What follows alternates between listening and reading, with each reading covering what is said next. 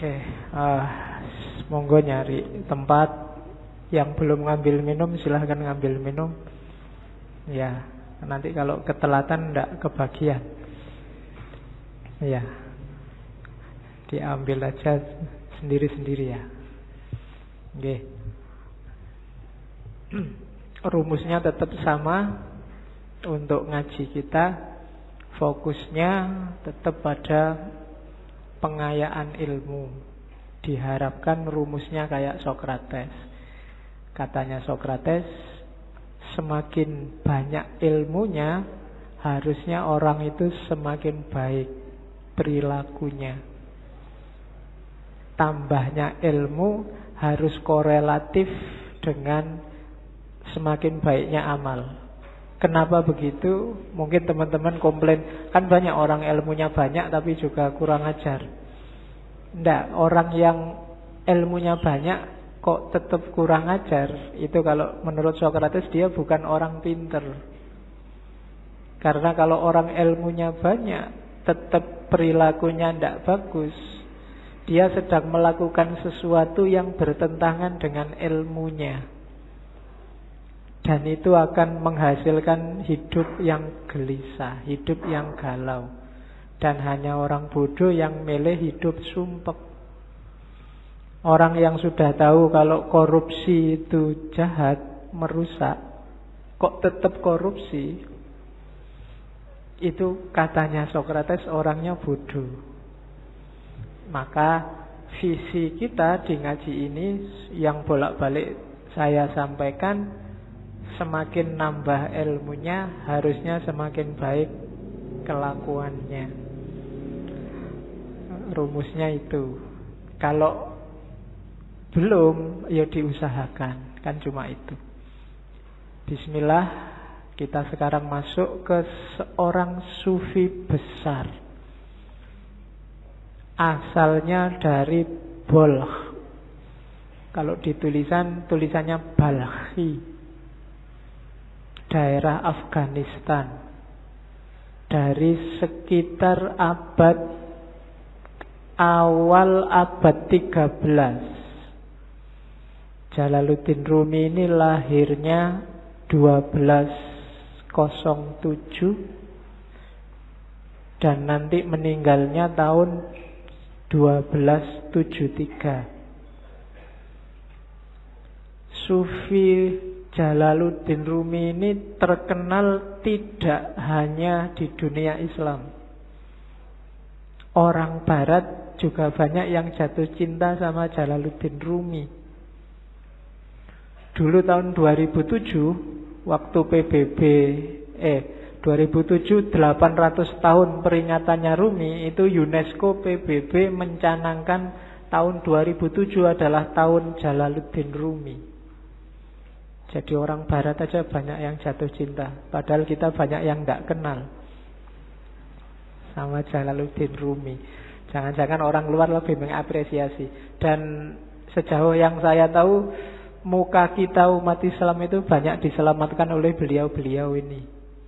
Stigma-stigma negatif Islam yang teroris, Islam yang ngamuan, itu menjawabnya mudah karena ada orang-orang seperti Jalaluddin Rumi ini. Jadi kalau ada yang ngomong, oh Islam itu ngamuan, oh enggak, coba dilihat Rumi itu. Kebetulan nama ini diakui. Bahkan Paus Yohanes ke-23 itu menghormati Rumi. Dia bilang, kalau di hadapan Rumi saya harus tunduk dan patuh. Itu mereka.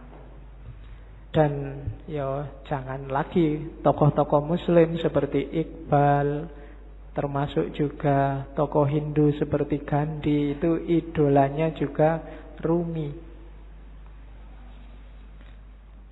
Di masjid ini juga Rumi kan kita kaji bareng Cak Kus. Ya, semoga, makanya kok lama sekali ya ngaji filsafat ndak ngangkat-ngangkat Rumi. Loh, tiap sekian minggu kalian kan sudah ketemu Rumi.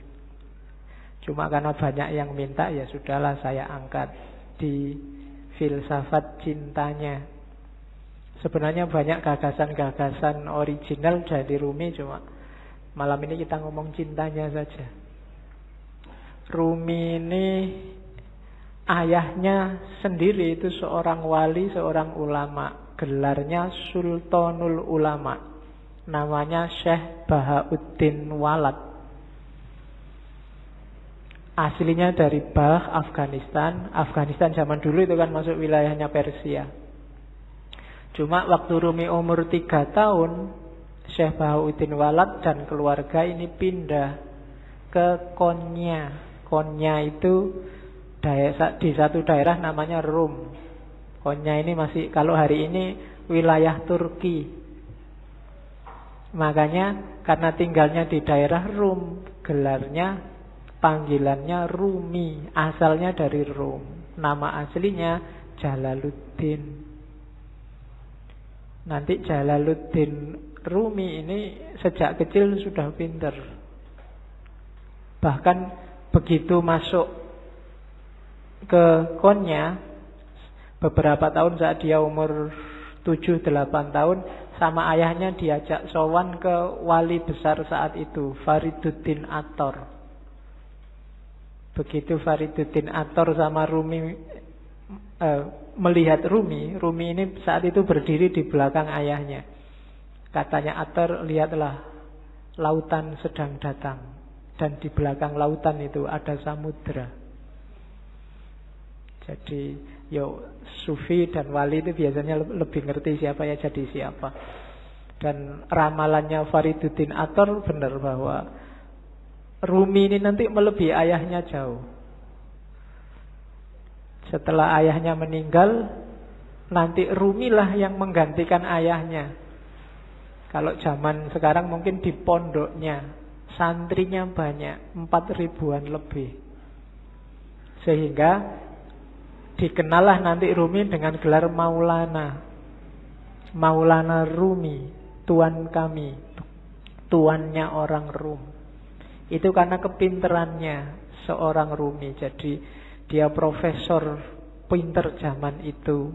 Meskipun nanti ada titik balik kehidupannya yang membuat dia jadi tidak sekedar orang pinter, tapi jadi orang sufi besar. Jadi yang bikin titik balik ini nanti ketika dia bertemu gurunya, namanya Syamsu Tabriz, Syamsuddin At-Tabrizi. Ini sufi misterius yang kemarin waktu kita ngaji Sunan Kalijogo kan, waktu Sunan Kalijogo mau naik haji ke Mekah terus transit di Malaya, di Pulau Upih itu nunggu kapal, bergurulah Sunan Kalijogo pada seorang wali yang namanya Syamsu Tabriz. Kalau di Serat Jawa namanya Syekh Sutabrid. Syekh Sutabrid ini dimungkinkan wali pengembara Syamsu Tabriz ini, meskipun ada beberapa kritik termasuk tidak sinkron tahunnya, tapi bisa jadi juga. Nah itu Rumi jatuh cinta luar biasa sama gurunya. Jadi kalian gak usah heran kalau baca sejarahnya Rumi kok sampai segitunya ya sama gurunya. Masa gurunya cowok loh. Ya kan, biasanya sing pikirannya aneh-aneh, cowok seneng cowok berarti enggak gitu. Ya, kayak kamu kagum sama gurumu yang kamu anggap luar biasa kan juga kamu saking harapannya, saking senengnya. Dan Rumi ekstase kalau sama gurunya ini. Rumi dapat banyak sekali pelajaran dari Syamsu Tabriz. Dari situlah Rumi kemudian mulai menarik diri dari dunia ramai. Dia mulai zuhud, mulai uzlah, yang nanti memunculkan fitnah-fitnah, bikin Syamsu Tabriz tidak nyaman di dekat Rumi, terus pergi. Ketika gurunya ini pergi, itu Rumi mengalami semacam depresi, semacam stres, ditinggal orang yang paling disayangi. Mulai keluar bakat sastranya, syair-syairnya lahir. Termasuk nanti setelah ditinggal gurunya ini lahirlah tarian paling terkenal yang kita lihat mungkin di masjid ini kemarin waktu burdan kan juga ada. Orang barat menyebutnya whirling dervish. Sufi berputar, yang gambarnya orang muter-muter cepat sekali itu. Jadi itu sebenarnya waktu Rumi sumpek, suatu ketika dia ke tempatnya seorang muridnya namanya Salahuddin. Salahuddin ini pandai besi. Jadi tukang besi yang biasanya nempa besi itu. Nah, dia merenung di situ, termenung. Tiba-tiba dia dengar ketukan besi itu yang teng yang membentuk apalah kalian. Saya tidak tahu di Jogja di mana ya pandai besi. Sekarang mungkin nggak populer. Tapi dulu ada tukang besi. Nah, lama-lama bunyi ketukan ini di telinganya Rumi kedengaran kayak bunyi wirid, kayak bunyi Allah, Allah, Allah. Terus di setiap ketukannya, dan secara nggak sadar tubuhnya bergerak mengikuti irama ketukan besi itu. Dari situ nanti terus dia berputar. Dari situ nanti lahir Whirling Dervish yang terkenal dalam torekot yang torekotnya Rumi itu namanya torekot Maulawiyah. Oke. Jadi torekot yang dikembangkan sesuai ajaran-ajaran Rumi. Ajaran-ajarannya dirumuskan sama sahabatnya yang namanya Syekh Husamuddin. Kalau Rumi dia nulis beberapa kitab besar yang populer, yang kita ngaji di sini sama Cak Kus itu Rubaiyat. Rubaiyat itu 1600 bait syair. Nanti kitab yang dia tulis paling terkenal lagi Diwanu Syamsu Tabriz. Ini pujian-pujian syair tentang gurunya Syamsu Tabriz. Tentang gurunya juga dia tidak cuma nulis diwan, tapi nulis Maqalatus Syamsu Tabriz.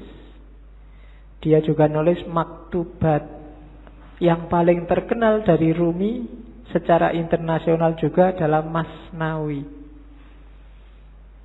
Masnawi ini bagi beberapa tokoh disebut Qurannya Persia, karena ditulis awal pakai bahasa Persia. 25.000 bait syair didiktekan pada sahabatnya Syekh Husamuddin dalam jangka kurang lebih 15 tahun. Meskipun enggak secara kontinu di tahun-tahun terakhir kehidupannya Rumi. Itu untuk menutupi kerinduannya pada gurunya.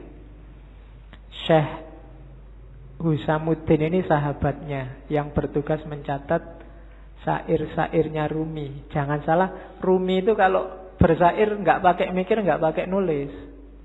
Namanya bil bidah. Jadi kayak orang ngomong tiba-tiba keluarnya syair aja. Jadi dia tidak pakai, kayak kalian kan bikin puisi sak garis keliru dicoret, dihapus, ganti lagi.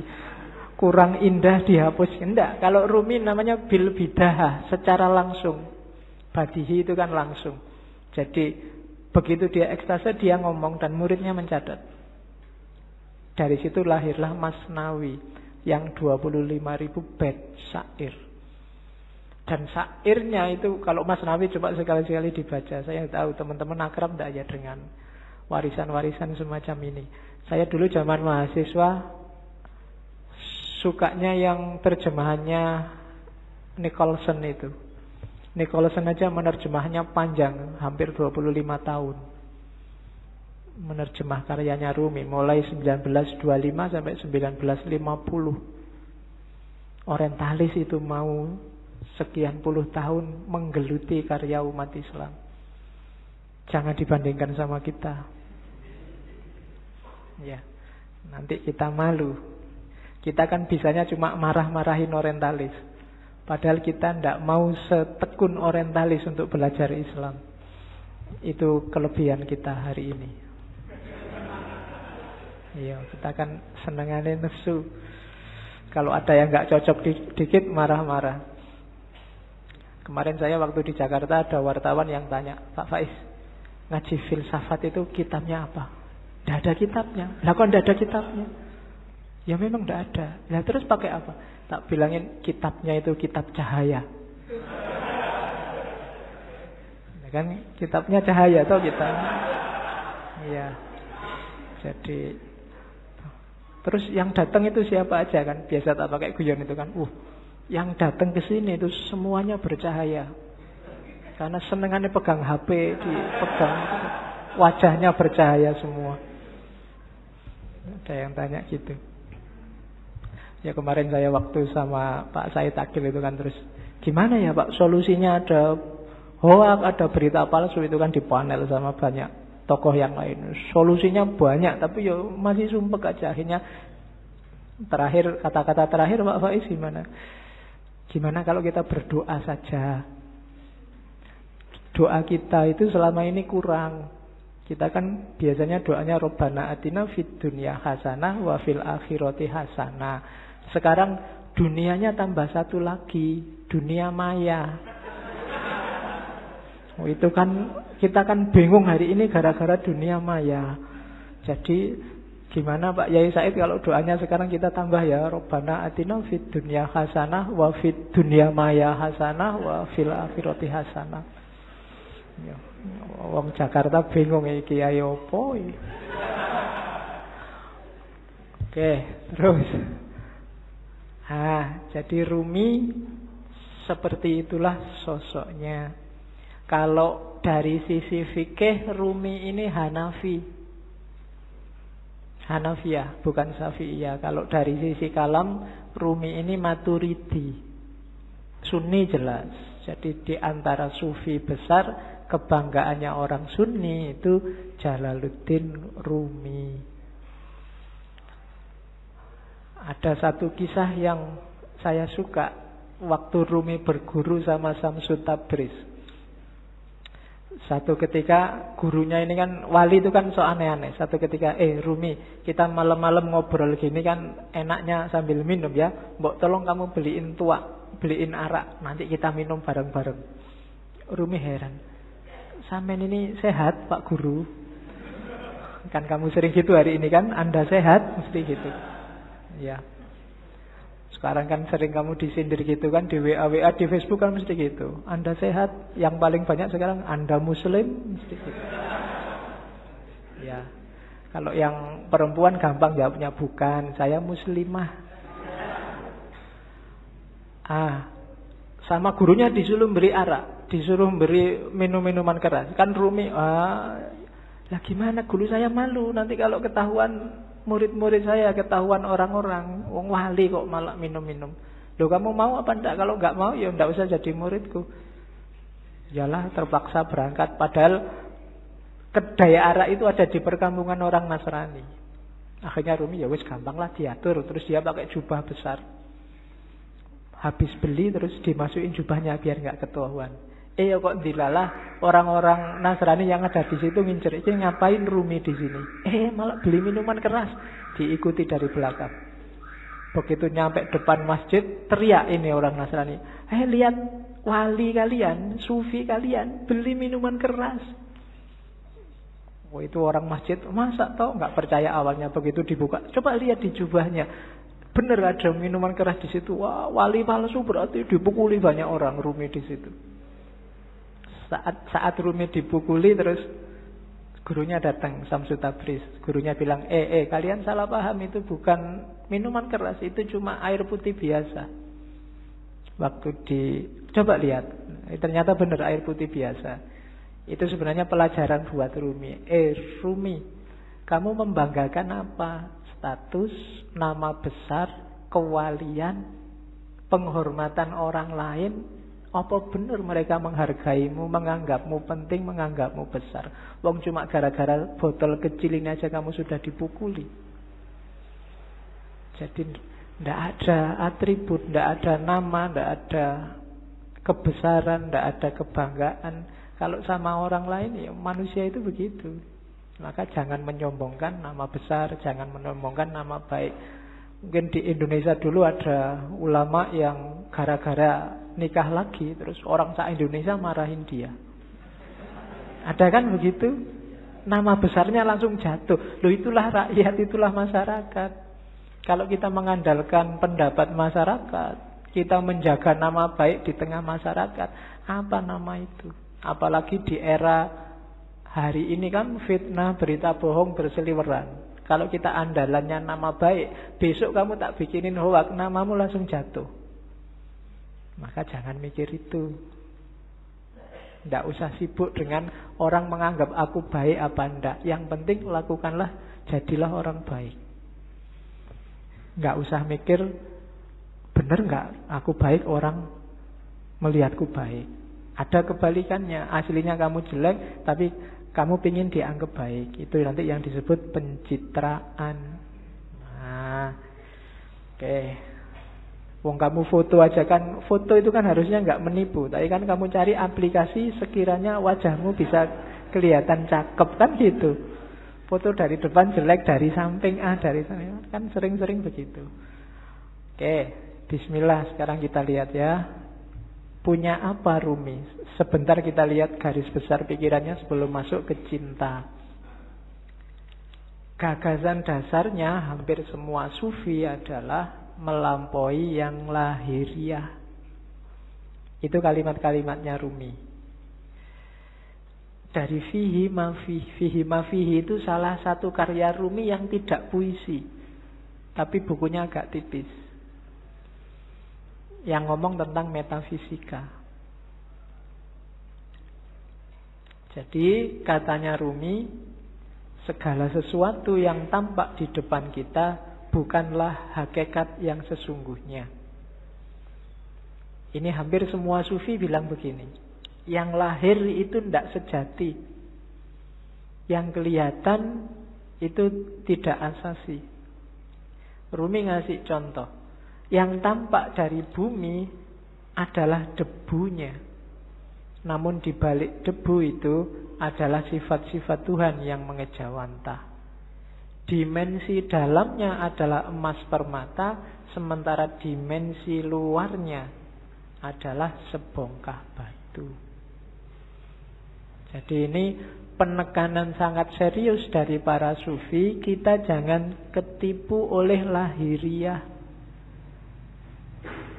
Karena yang lebih punya nilai itu adalah yang dibalik lahir. Ya kalau manusia berarti ruhaniyahnya lebih penting. Kalau itu sesuatu berarti esensinya, bukan eksistensinya. Yang ruhaniyah bisa menipu. Bumi itu kelihatannya cuma debu, tapi kalau kamu masuk ke dalam, banyak hal berharga di situ. Ada emas, ada minyak. Banyak juga hal tidak berharga. Lebih kotor dari rebu, mungkin kotoran, tapi dia tidak kelihatan, ada di balik yang fisik. Maka jangan ketipu yang fisik. Sehingga katanya Rumi, jangan terikat oleh bentuk, keluarlah dan gapailah makna. Kacamata ini ya kacamata lahirnya, cuma kan lahirnya tidak penting. Yang lebih penting apa? Maknanya. Alat untuk baca. Kalau cuma lahirnya ya cuma kaca sama plastik sama itu. Dia jadi bermakna karena apa? Ada sesuatu yang dikandung di balik yang fisik apa? Dia bisa dipakai untuk baca. Itulah makna. Atau mungkin pas kamu gatel terus dipakai untuk garuk-garuk. Ini kan makna namanya. Kelihatannya tidak penting, tapi dia maknanya apa itu lebih penting. Teh ini misalnya. Ini kan minum. Biar kamu hausnya hilang. Menghilangkan haus itu makna dibalik barang yang warnanya coklat ini. Itu lebih penting. Jadi haus yang hilang itu lebih penting daripada teh yang warnanya coklat ini. Jadi bukan tehnya, sekualitas apapun teh misalnya, kok tidak bisa menghilangkan haus, ya kamu tidak nganggap penting, mungkin tidak kamu minum. Bismillah ya, dicoba ya menghilangkan haus benar apa. Oke. Tidak usah dijawab. Kamu nunggu aku ngomong menghilangkan haus apa enggak ya? Ya mesti wae, masuk kamu umur berapa baru paham kalau teh menghilangkan haus. Oke ya, yang terakhir itu bagus. Hati-hati, jangan tertipu. Banyak hal yang kau anggap sebagai penyebab sebenarnya adalah hijab. Ini penting. Banyak hal lahir, yang lahir ya, karena ini ngomong yang lahir sama yang batin. Yang lahiriah, yang kelihatan, kita nganggapnya ini sebab. Baju membuat kita ganteng. Kemudian amal baik membuat kita masuk surga. Macam-macam yang lahir-lahir ya. Katanya Rumi, hati-hati. Yang kita anggap sebab sering-sering malah jadi hijab. Hijab itu sesuatu yang menghalangi kita, malah menjauhkan kita dari Allah. Banyak hal yang kita anggap, oh gara-gara amalku yang ini loh, sekarang aku jadi tentrem hidupku. Seolah-olah kamu yang bikin hidupmu tentrem dengan kamu beramal. Allah tidak main di situ. Itu yang disebut hijab. Perannya Allah kamu hilangkan. Kamu menjauh dari Allah gara-gara yang kamu anggap sebab tadi. Gara-gara amalku ini sekarang rezekiku berkali lipat. Amalmu itu kan sebab. Itu loh. Kamu nganggap dengan kamu beramal terus Allah ngasih kamu. Jadi kayak kamu bisa merentah Allah. Ini hijab kalau bahasanya Rumi. Bikin kamu malah jauh dari Allah. Seolah-olah kamu yang mengatur ceritanya. Padahal bukan. Kan sering ya yang ceramah-ceramah, mari kita sedekah sekian, nanti baliknya sekian. Ya, dompet, mana dompet? Kan mesti gitu. Sering-sering. Nah, enggak. Iya mungkin begitu, tapi jangan dianggap sebabnya itu. Terserah Allah lah. Misalnya Allah menjanjikan 7.000 terus kamu cuma dikasih 5.000, apa ya? Kamu bisa komplain. Atau ayatnya bilang 7.000 terus kamu dikasih 700.000, kan ya enggak suka-suka Allah. Amalmu bukan sebabnya. Kalau kamu merasa amalmu sebabnya, kalau kamu merasa yang lahiriah sebabnya, biasanya terus jadi hijabmu yang bikin kamu jauh sama Allah. Seolah-olah yang bikin cerita dirimu.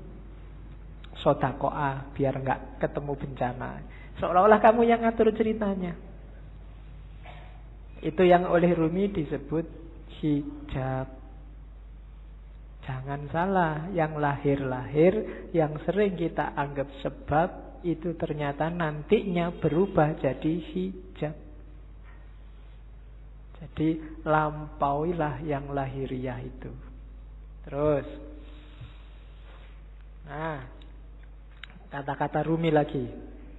Kalau manusia dianggap manusia dari fisiknya, dari lahirnya saja, maka Muhammad dan Abu Jahal itu memiliki kualitas yang sama. Lukisan di dinding pun persis seperti manusia. Lihatlah, apa yang kurang? Lukisan indah itu kehilangan ruhnya. Jadi manusia juga begitu. Jadi manusia atau tidak yang sejati tidak tergantung fisik, tapi tergantung dimensi batinnya. Kalau hanya fisik, maka Muhammad dan Abu Jahal itu ya sama-sama Arabnya, sama-sama punya jenggotnya, sama-sama pakai jubahnya, sama-sama pakai bahasa Arab, sama-sama takbir. Mungkin. Tapi yang membedakan apa? Ruhaniyahnya, batinnya. Maka kalau menilai, patokannya jangan luarnya. Kalau kamu menilai orang baik, wah ini pakai jenggot, pakai baju jubah, batuknya hitam, radikal mesti. Nah, itu namanya kamu hanya dari lahirnya. Oh, pakai kopiah, pakai sarung santri, bid'ah mesti kelakuannya. Ah, itu cuma dari lahirnya. Apa yo ngerti? Cuma dari lahir kan begitu. Kalau hanya kamu lihat lahirnya, mungkin yo bintang-bintang film itu yo harusnya sangat berkualitas, superhero atau main jadi wali kan ada itu, jadi kiai itu. Kalau cuma lahirnya loh ya. Oke, jadi ndak lampaui yang lahir, jangan ketipu oleh yang lahiriah. Banyak orang tertipu di situ. Jadi katanya Rumi, duhai saudara, engkau adalah apa yang kau rasakan dalam pikiranmu. Selain itu hanya tulang dan daging. Kalau kau anggap dirimu bunga, maka engkau adalah taman bunga. Kalau kau anggap dirimu semak berduri, maka engkau hanyalah bahan bakar perapian. Itu maksudnya Rumi, ayo kita garap wilayah batin kita. Kamu nganggap dirimu hari ini apa? Sebagai manusia. Jangan berhenti di kulit dan daging. Jangan sibuk mikir, aku sudah ganteng apa belum ya? Hari ini kayak gimana kelakuanku yang fisik-fisik, enggak. Coba dilihat batinnya dulu, dibereskan. Kalau yang dalam sudah beres, keluarnya pasti bagus. Itu maunya Rumi. Kalau dalamnya masih belum beres, ya susah. Jadi lampaui dulu yang lahir. Oke. Bahkan banyak amalan-amalan ibadah lahir di banyak hadis jadi tidak bernilai ketika batinnya ndak ikut. Kan banyak itu kan, kam min so'imin, berapa banyak orang puasa hanya dapat lapar dan haus, berapa banyak orang sholat hanya dapat capek fisiknya saja, dan seterusnya. Itu berarti apa? Kualitas lahirnya beres, tapi kualitas batinnya belum. Puasa tapi tidak ada menahan dirinya, kan itu yang di hadis itu maksudnya. Ya bener, nggak makan, nggak minum dari pagi sampai maghrib, tapi aspek menahan dirinya nggak ada. Misalnya sejak pagi sampai maghrib nonton TV terus, jalan-jalan di mall matanya masih ke kiri ke kanan, itu kan tidak ada aspek menahan dirinya, maka dapatnya cuma lapar dan haus. Sholat juga begitu. Sholatnya di sini tapi pikirannya di komputer, pikirannya di HP, ada suara tweet-tweet, ada SMS ini mesti ada.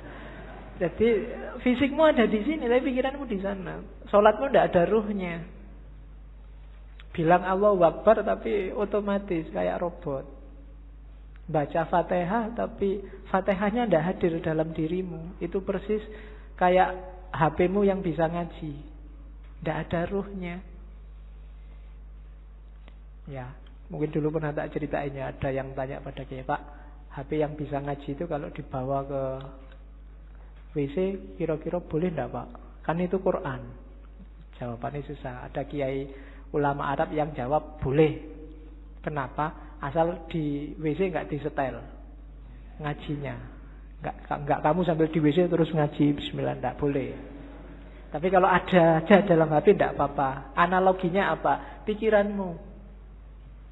Kamu hafal Fatihah enggak? Hafal. Berarti di kepalamu ada Fatihahnya.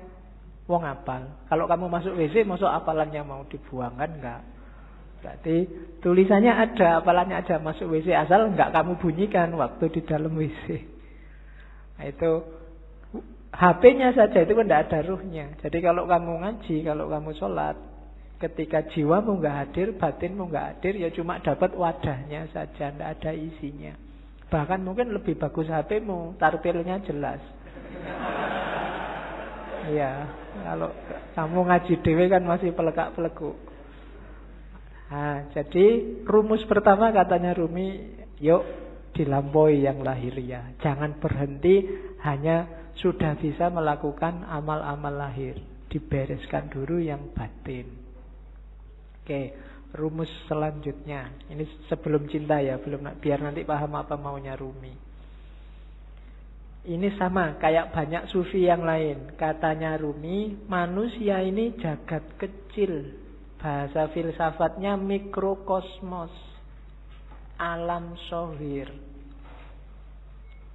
Alam semesta ini alam kabir. Dalam diri mikrokosmos ada makrokosmos, dalam dirimu terkandung semua unsur-unsur alam semesta.